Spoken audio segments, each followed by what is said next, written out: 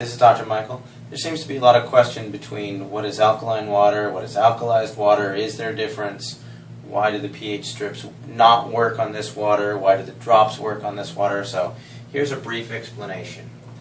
The question becomes, what is the difference between alkaline water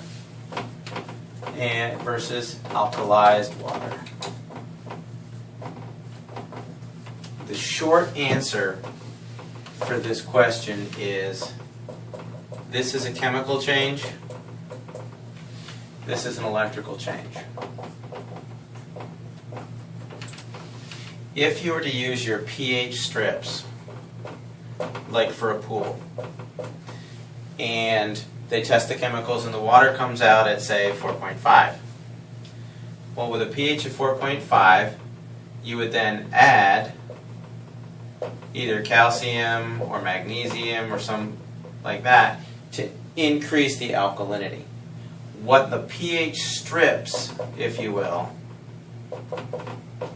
are looking for is they're actually known as chem strips, which means they're looking for a chemical composition change. If you take the water from the ST501 and you use a pH strip, your before and after will be the same. If you take any type of table water, whatever other machines, and you're getting a change in the chem strips, it means that you've added the calcium and magnesium, and now you get an 8.5 water because of the chemical change in the water. That is therefore by definition to be truly alkaline water by all scientific standards that we use today. However, when you start to compare this to alkalized water, what's going on is there's an electrolysis process,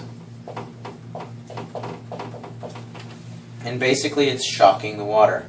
It takes an enormous level of energy to do a process that is called the dissociation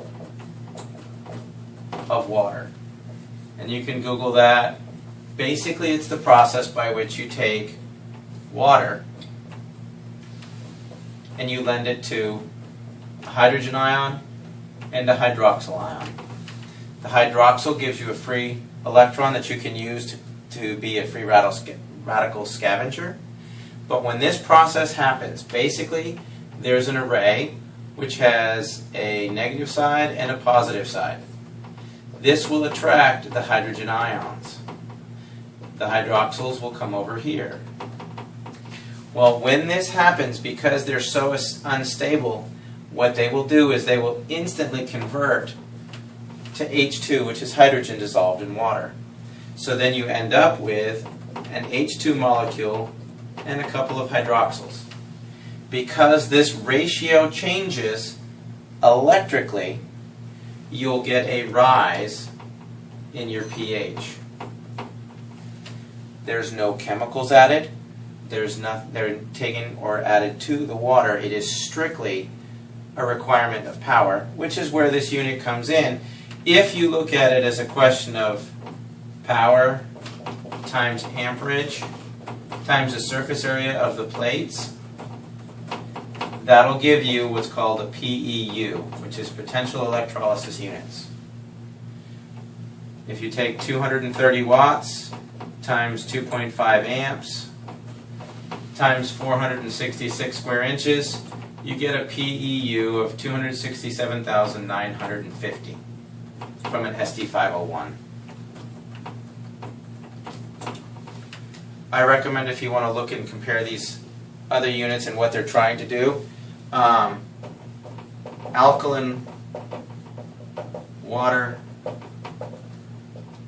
Plus has a great website. It's actually a competitor's website, and it proves the power output. Most of the units there have 110 watts times a half amp, and the standard plate size is 117 square inches, which gives you a PEU of 6,435, or approximately 2.4% of this power. Because it doesn't have enough power to create the dissociation of water, they have to add calcium and or magnesium to change the water supply.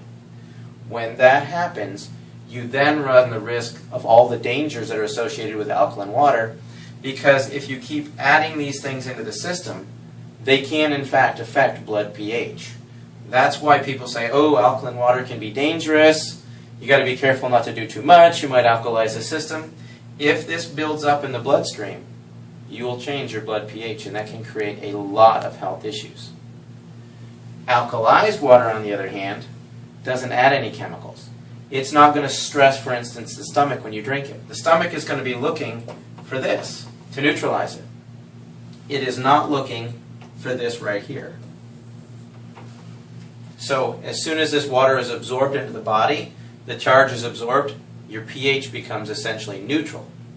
The hydroxyl ions will continue to go through the aquaporin, and that will flush out the toxins within the cell, so you'll get an alteration of the intracellular pH, which is removing cellular metabolic byproducts such as urea, ammonia, CO2, things like that.